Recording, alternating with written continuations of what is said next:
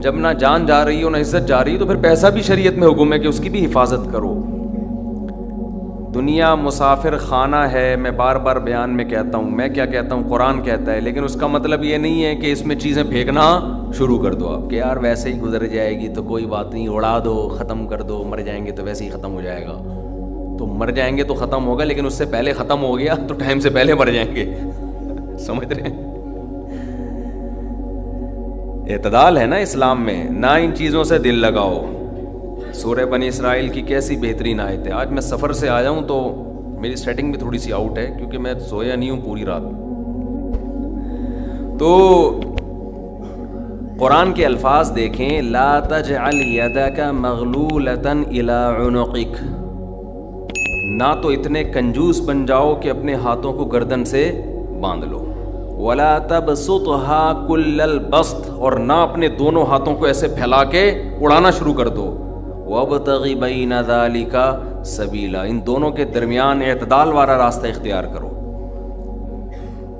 اچھا, ہر آدمی کہتا ہے میں اعتدال سے چل رہا ہوں کہ نہ میں اتنا ایسے اڑا رہا ہوں اور نہ میں کنجوس ہوں, کیونکہ میں نے اس دن میری گاڑی کا شیشہ ایک بندے نے صاف کیا تھا, میں نے اس کو 10 روپے دیے تھے, میں تو بالکل بھی کنجوس نہیں ہوں. اس دن چمونی آپا آئی تھیں ہمارے محلے میں, میری والدہ کی بڑی اچھی دوست ہیں, تو میں نے ان کو چائے پلائی تھی. میں تو میں نے یہاں میری مسز نے کہا تھا کہ 2 سموسے لے آؤ, میں لے آیا تھا. اگر میں کنجوس ہوتا تو میں کہتا نہیں, نان نفقے کے علاوہ کچھ بھی گھر میں نہیں آئے گا. تو آپ میں اعتدال ہے یا نہیں, یہ فیصلہ خود نہ کرو میرے بھائی. کبھی کچھ دن سخی لوگوں کے ساتھ گزارو تو ہم سب کو پتہ چلے گا کہ ہم سب کیا ہیں, کنجوس ہیں. سمجھ رہے ہو, ہم سب کنجوس ہیں. کچھ دن سخی لوگوں میں اٹھو بیٹھو. اسلام چاہتا کیا ہے؟ جو اسلام چاہتا ہے وہ تو میں پوری بات کہوں گا تو شاید جمعہ پڑھنا چھوڑ دیں آپ لوگ. اسلام کہتے ہیں مسافر خانہ سمجھو اس کو. اتنا نہ اڑاؤ کہ کل مانگنے کی ضرورت پیش آ جائے, بس اس سے کم خرچ کرو, ٹھیک ہے نا. یہ رکھنے کی چیز نہیں ہے. لیکن ہم یہ نہیں, ہم نے تو کتنے سالوں کا جمع کر کے رکھا ہوا ہے, جمع ہوتا جا رہا ہے, ہوتا جا رہا ہے, ہوتا جا رہا ہے, پلاٹ کی شکل میں, گولڈ کی شکل میں, دکانیں, پھر پراپرٹی, ہوتے ہوتے ہوتے. کمال کی بات یہ, اسلام کمانے سے منع نہیں کر رہا, جمع کرنے سے منع کر رہا ہے. اور ہم نے دینداروں کو دیکھا ہے کمانے کی زیادہ کوشش نہیں کر رہے, جمع زیادہ سے زیادہ کر رہے ہیں. عجیب بھائی, ارننگ بڑھاؤ, اپنی ڈبل کر دو, اس میں فائدہ ہے. مسلمان پاورفل ہوگا تو اسلام ترقی کرے گا. تو کہتے ہیں نہیں یار میری آمدن مہینے کی اتنی ہے تو مجھے کیا ضرورت ہے. لیکن اس آمدن کو کیا کر رہے ہیں, جمع کر رہے ہیں. بھائی کمائی ڈبل کر دو تاکہ خرچ بھی کیا ہو جائے, خرچ اچھی جگہوں پہ شروع کر دو. اپنے لیے نہیں کماؤ, قوم کے لیے کمانا شروع کر دو نا. ڈبل کمانا شروع کر دو, 4 گنا کمانا شروع کر دو, لیکن اس کمائی کو پھر خیر کے کاموں میں خرچ کرو. نبی صلی اللہ علیہ وسلم نے فرمایا ایماندار تاجر وہ شخص جو اس لیے تجارت کرے کہ لوگوں کے سامنے ہاتھ نہ پھیلانا پڑے, ایمانداری کے ساتھ تجارت کرے. پیغمبروں کے ساتھ ہوگا قیامت کے دن. حضرت عثمان اگر تھوڑا کماتے تو 400 گھوڑے دیتے جہاد میں, بولو نا. گھوڑا لینڈ کروزر تھا اس زمانے کی, 400 V8 حضرت عثمان نے دیے ہیں. کتنا کمایا ہوگا. ہاں اتنا کمانا کہ آپ اپنے صحت کی کبھی خیال نہ کر سکیں, آپ بیوی بچوں کو بھی ٹائم نہ دے سکیں, وہ پھر کمانے میں بے اعتدالی ہے. کمانے کا ایک حد تک آپ کے ٹائم اور جسم سے تعلق ہے, اس کے بعد کھوپڑی سے تعلق ہے. کھوپڑی نہیں استعمال کر رہا, گدھا بنا ہوا ہے, محنت بہت کر رہا ہے. ہم نے ایسے کمانے والے دیکھے ہیں کہ سارا دن کمانے کی فکر میں ہوتے ہوتے بچوں کی فکر ہی نہیں ہے, بیوی کو ٹائم نہیں دے رہے, ماں باپ کو ٹائم نہیں دے رہے, اپنی صحت کو ٹائم نہیں دے رہے. تو زیادہ کمانے کا یہ مطلب ہرگز نہیں ہے. زیادہ کمانے کا مطلب یہ ہے کہ کمانے میں ٹائم تو آپ نے اتنا ہی دینا ہے جتنا آپ کی صحت اجازت دیتی ہے. نماز کا ٹائم نکلے, تہجد کا ٹائم نکل جائے, تسبیحات تلاوت کا ٹائم نکلے اس میں آپ کے لیے, کچھ اللہ کا ٹائم بھی نکلے, کچھ دین کی تبلیغ کا ٹائم بھی نکلے, کچھ پڑھائی کا ٹائم بھی نکلے. ویڈیو نہیں بنائے بھائی, یہاں لکھا ہوا ہے نا, کچھ پڑھائی کا ٹائم بھی نکلے, یہ تمام چیزوں کا ٹائم نکلنے کے ساتھ ساتھ پھر کمانے کو ٹائم دینا ہے. اس میں پھر جب اتنا ٹائم دے کے پھر پلاننگ کر کے اس کو بڑھانے کی کوشش کرنی ہے, یعنی ارننگ کو بڑھانے کی کوشش کرنا ہے. یہ نہیں کہ آپ نے ٹائم زیادہ دینا شروع کر دیا, اس میں ٹائم زیادہ دینے سے تو آپ کی صحت کو نقصان ہوگا نا. ارے 5 نمازیں تو پڑھنی پڑیں گی نا ٹائم پہ, پھر تلاوت روزانہ کرنی ہے کہ نہیں کرنی ہے, صبح و شام کی تسبیحات ہیں وہ بھی کرنی ہے, تہجد کی بھی کوشش کرنی ہے, باپ کو بھی ٹائم دینا, اماں کو بھی, بیوی بچوں کو بھی, پھر باقی پھر اپنی ایکسرسائز وغیرہ صحت کو بھی, پھر باقی ٹائم کس کو دینا ہے, وہ پیسہ کمانے کو دینا ہے. پھر اس پیسہ کمانے کے کو جتنا ٹائم آپ نے دے دیا تو اس میں آپ کہہ سکتے ہیں کہ پھر ہم اس کو بڑھائیں کیسے, ہم تو 8 گھنٹے کمانے کو دے رہے ہیں, اب اس میں کیسے بڑھائیں ہم. تو بھائی کھوپڑی استعمال کر کے کیا کریں, اس کو بڑھائیں. کھوپڑی سے چیزیں بڑھ جاتی ہیں, کھوپڑی تو استعمال مسلمان کر ہی نہیں رہا ہے نا. اب یہ کہ کیسے کھوپڑی استعمال کریں, تو آپ خود استعمال کرو کہ یار میں یہ کام کر رہا ہوں تو میں اگر یوں کر لوں تو یہ ایسے بھی ہو سکتا ہے. یہ بیٹھیں گے تو سمجھ میں آئے گا انشاءاللہ آپ کے خود, لیکن بیٹھتے ہی نہیں ہیں, سوچتے ہی نہیں ہیں. جو جہاں کھڑا ہے وہیں کا وہیں رہے گا وہ. خیر, تو میں کیا عرض کر رہا تھا, وہ تو بات ختم ہو گیا, آپ لیٹ آئے نا, اصل بات کچھ اور شروع ہوئی. اچھا خیر, جلدی سے بات کو میں لے کے آتا ہوں. تو اعتدال جو ہے نا, سخاوت, سخی لوگوں میں آپ اٹھیں گے بیٹھیں گے تو پتہ چلے گا کہ اعتدال کسے کہتے ہیں. عربوں میں بڑی سخاوت ہے, ہم نے علماء میں بڑی سخاوت دیکھی ہے. تو سخاوت کا مطلب یہ ہے کہ آپ اتنا خرچ نہ کریں کہ کل آپ کو مانگنا پڑ جائے. اس کا علماء نے ایک معیار بیان کیا ہے, وہ خوب اچھی طرح سمجھ لیں, وہ بڑا زبردست معیار ہے کہ اپنے اور اپنے بیوی بچوں کے لیے 1 سال کا ذخیرہ کر لیں پیسوں کا, چاہے وہ گولڈ کی شکل میں ہو یا کرنسی کی شکل, بہتر ہے گولڈ کی شکل میں ہو. آج اگر آپ جاب لیس ہوتے ہیں تو 1 سال تک اگر آپ کو جاب نہ بھی ملے تو آپ نے جو پیسہ اسٹور کیا ہوا ہے اس سے اسی معیار کی زندگی اپنے گھر والوں کو دے سکتے ہیں جو اب تک دیتے آئے ہیں. اور یہ 1 سال آپ کے پاس جاب تلاش کرنے کا یا کاروبار دوبارہ سے اٹھانے کا آپ کے پاس موقع ہے. 1 سال سے زیادہ کی پھر کوئی انتہا نہیں ہے. لوگ کیا کرتے ہیں, جمع کر رہے ہیں کہ کل اگر جاب چلی گئی, کل اگر کاروبار ٹھپ ہو گیا تو بھائی کل کیا, پھر تو خبر تک کا رکھو سنبھال کے, وہ تو پھر ٹینشن سے ہی دنیا سے جاؤ گے. تو کچھ اللہ پہ توکل کرو نا اس معاملے میں. اللہ ہمارے بس میں یہ تھا, 1 سال ایک خاص مقدار ہوتی ہے, اس میں چاروں موسم آ جاتے ہیں. بھائی کاروبار آپ کا نہیں چلا, سردی میں نہیں چلا تو ہو سکتا ہے گرمی میں چل جائے, خزاں میں چل جائے, بہار میں چل جائے, تو کبھی نہ کبھی تو چلے گا. نہیں چلا تو پھر اللہ نہیں چلانا چاہتا, بس اسی میں اللہ کرے بیٹھ کے. جو آدمی اللہ پہ اعتماد توکل نہیں کرتا وہ تو کبھی زندگی میں سکون میں آ ہی نہیں سکتا ہے. تو 1 سال کا اسٹور کر لیں آپ. اور بہت اللہ نے پیسہ دیا ہے تو بچوں کے لیے ایک پراپرٹی لے کے ڈال دی, پلاٹ 2-4 لے کے ڈال دی. مرنے کے بعد بچے بالکل روڈ پہ نہ آ جائیں, بس باقی کیا کرو, کھاؤ کھلاؤ. کیا کریں. ایک لطیفہ سنا دوں, ہمارے ایک دوست نے بھیجا تھا, بڑا زبردست قسم کا. ہمارے ایک دوست ہیں لاہور میں, انہوں نے کسی کا لطیفہ بھیجا, لیکن لطیفہ بڑا سبق آموز ہے. وہ ایک آدمی گیا گوشت کی دکان پہ, شاید آپ لوگوں نے بھی سنا ہو, اور کہنے لگا کہ 1 کلو گوشت دے دو. اتنے میں ایک بندہ آیا, یہ آدمی لینڈ کروزر میں گیا نا, بڑی VIP گاڑی میں, مالدار آدمی ہے. گوشت کتنا لے رہا ہے, 1 کلو.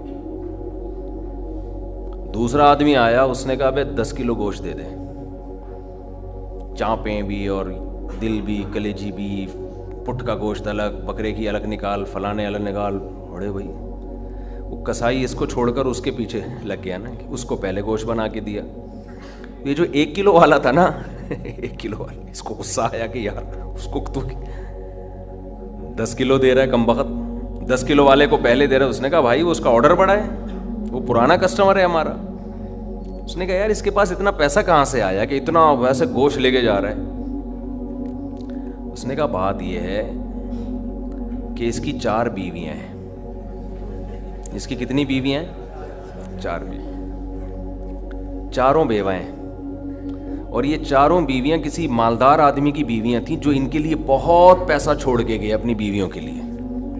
اس مالدار نے کھایا کم اور بچایا بولو زیادہ. اب بچانے میں زندگی گزر گئی اس کی، تو ظاہر ہے کھانا نصیب نہیں ہوا، مر گیا۔ وہ مر گیا جب میں نے اس اسٹائل سے کہا نا، تو مجھے وہی یاد آ گیا لڈن جعفری، اللہ مر گئے پھر دوبارہ زندہ ہو گیا، کچھ اسٹائل اچھا تھا۔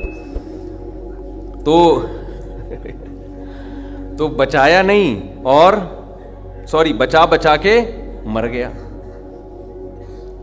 اب ظاہر ہے بیوی جو تھی ان کو پیسہ مل گیا ٹھیک ٹھاک، اب ان کے پاس پیسہ ہے، بندہ مارکیٹ سے شارٹ ہے۔ عورت کو ظاہر ہے پیسے کے ساتھ شوہر بھی تو چاہیے نا، اس میں بھی ڈیزائرز ہیں، اس کو بھی ضرورت ہے میاں کی۔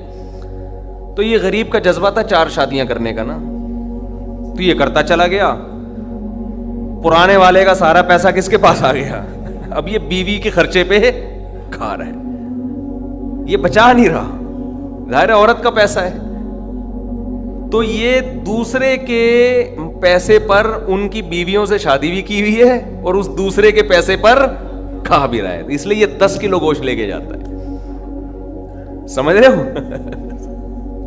اس نے فوراً کہا میرے لیے بھی 10 کلو بنا دے، میں نہیں چاہتا میرے مرنے کے بعد میرا ہوا بچا پیسہ کوئی اور بے غیرت استعمال کرے، معذرت کے ساتھ۔ ابے پہلے خود تو کھاؤ، اس وقت جو تمہاری حاضر سروس بیوی ہے، بولو تم جب تک میری بیوی ہو تو کھاؤ، ٹھیک ہے نا، تم بھی کھاؤ میں بھی کھاؤں گا۔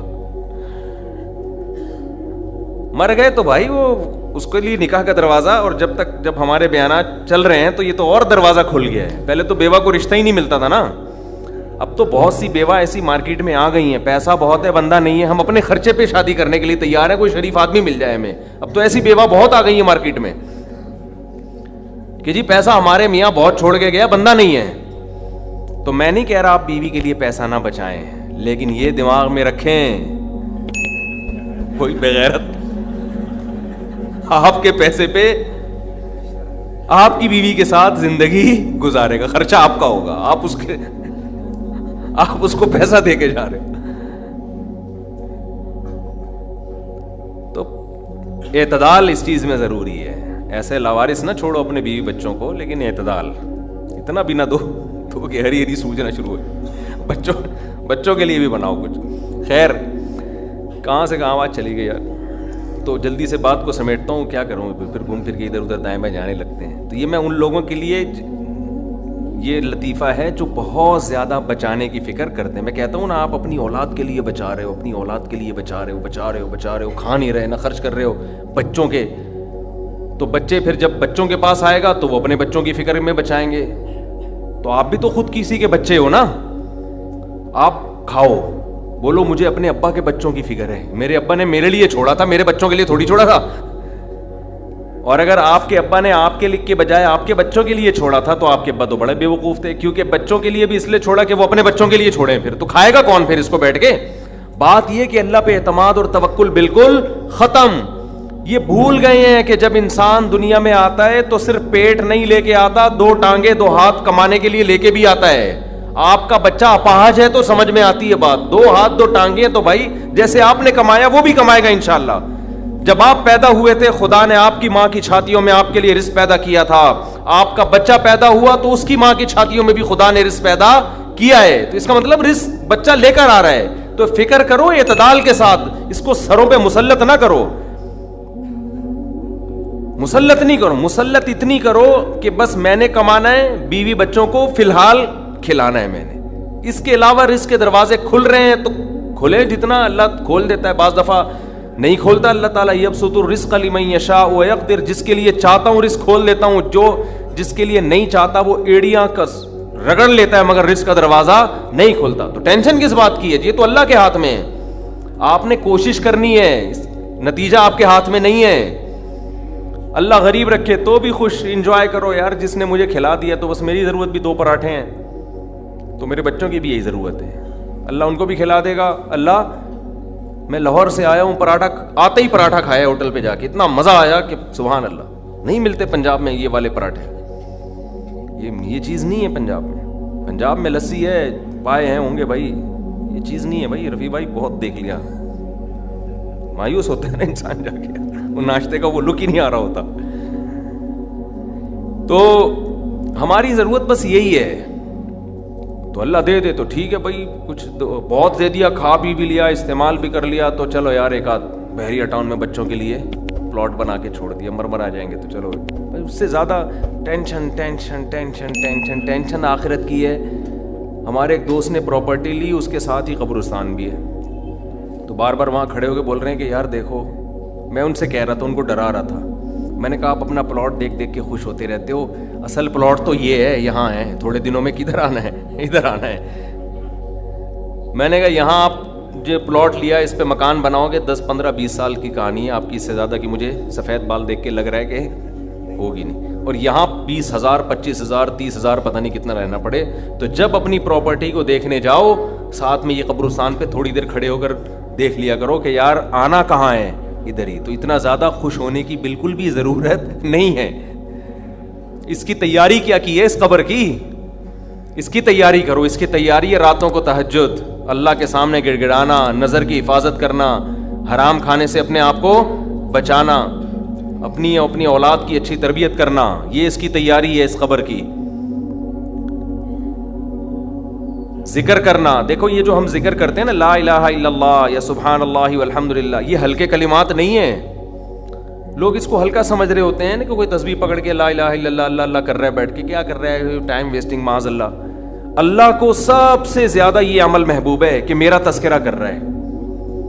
ہم جب دنیا کا تذکرہ کرتے ہیں, پراپرٹی وہاں چلی گئی, ابے تجھے پتا ہے وہ بھی ہاتھ سے نکل گئی پراپرٹی, اور یہ بھی ہو گیا اور وہ بھی ہو گیا, ابے تجھے پتا ہے آج کل کون سا بزنس چل رہا ہے. صبح و شام دنیا دنیا دنیا جو کرتے ہیں نا, اس میں ہمیں دلچسپی ہے, اللہ کو کوئی دلچسپی نہیں ہے. یہ فنا ہونے والی چیز ہے. اور اگر ہم زبان سے لا الہ الا اللہ اللہ اکبر شروع کر دیں تو اس میں ہمیں دلچسپی نہیں ہے, لیکن اللہ کو اس میں بہت دلچسپی ہے. نبی صلی اللہ علیہ وسلم نے فرمایا اللہ کے ذکر کے علاوہ سب کچھ اس دنیا میں باطل ہے, سب کچھ باطل ہے.